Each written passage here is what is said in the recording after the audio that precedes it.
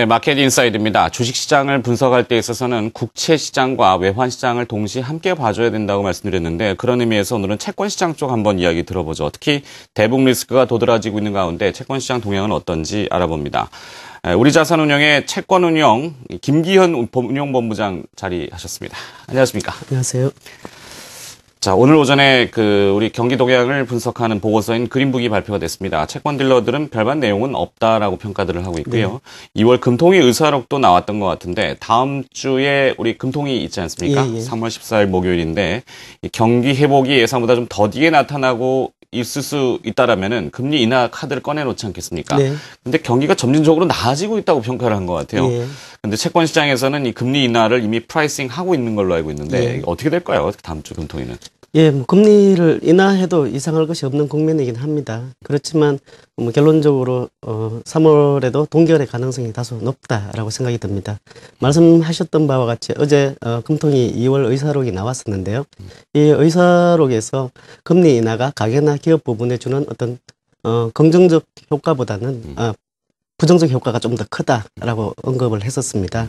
또 경기 둔화에 대한 우려가 높아지고 있는데 하는 집행위원들은 경기 엔화 강세에 따른 어떤 경기 둔화의 기대감에도 불구하고 완만한 어떤 경기 개선 추이가 지속되고 있는 점을 보고를 했었습니다.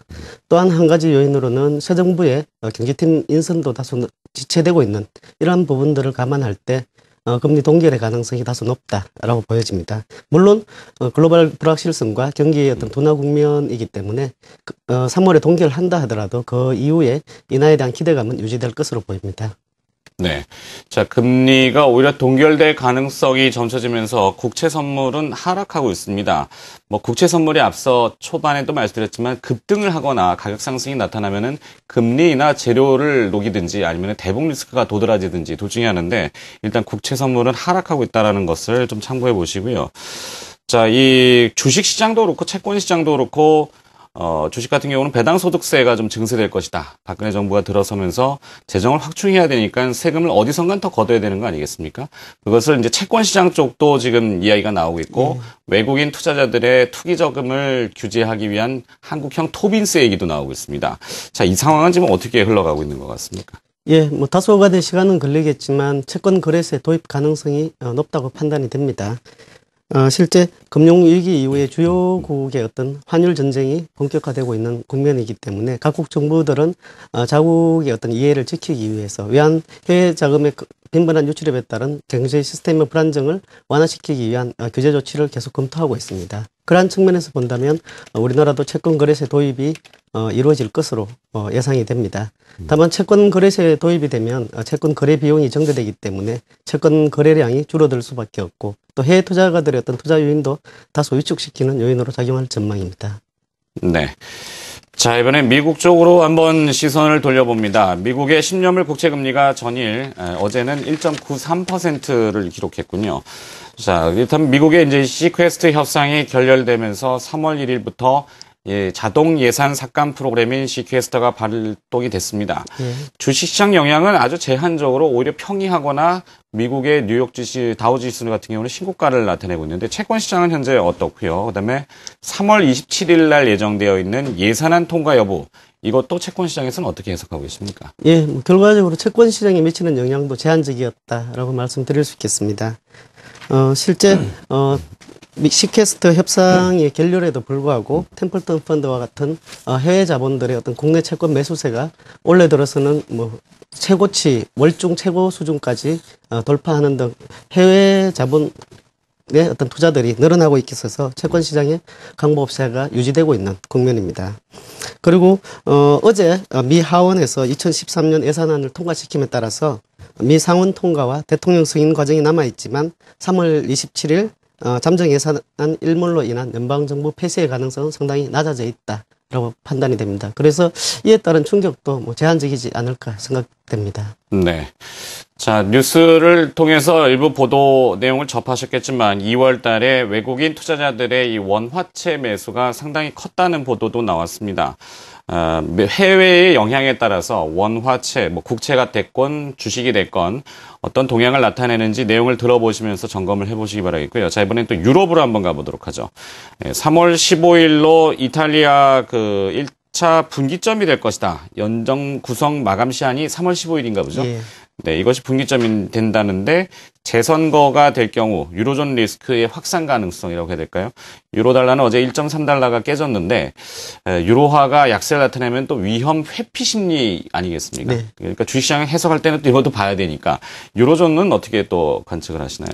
네, 3월 15일 날 이탈리아에서 연정에 대한 합의가 이루어질 가능성은 지금으로서는 조금 낮아 보입니다. 그래서 5월에 이루어질 총선거까지 어떤 정치적 불확실성이 지속될 가능성이 다소 높아 보인다라는 판단이고요.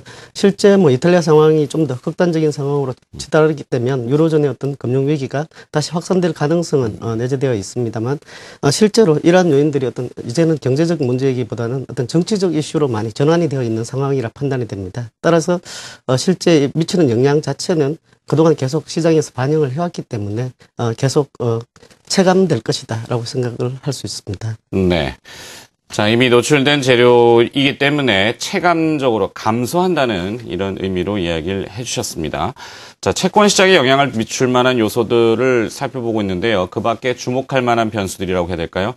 요즘 채권 시장은 외국인 투자자만 쳐다본다 이런 얘기들도 하던데요. 참 우리나라는 이 주식시장도 그렇고 채권 시장도 그렇고 외국인들의 그 영향력이 워낙 크다 보니까 어쩔 수 없겠지만 나머지 포인트라고 해야 될까요? 점검 사항도 한번 이야기 좀 해주시죠. 예, 실제 뭐 지금 채권 시장의 강세를 이끄는 주요한 요인 두 가지를 들자면 하나는 금통위에서의 금리 인하에 대한 기대감, 그리고 방금 말씀하셨던 외국인들의 현물과 국채 선물 매수의 흐름이 실제로 채권 시장 강보합세를 이끄는 요인이다라고 볼 수 있겠습니다.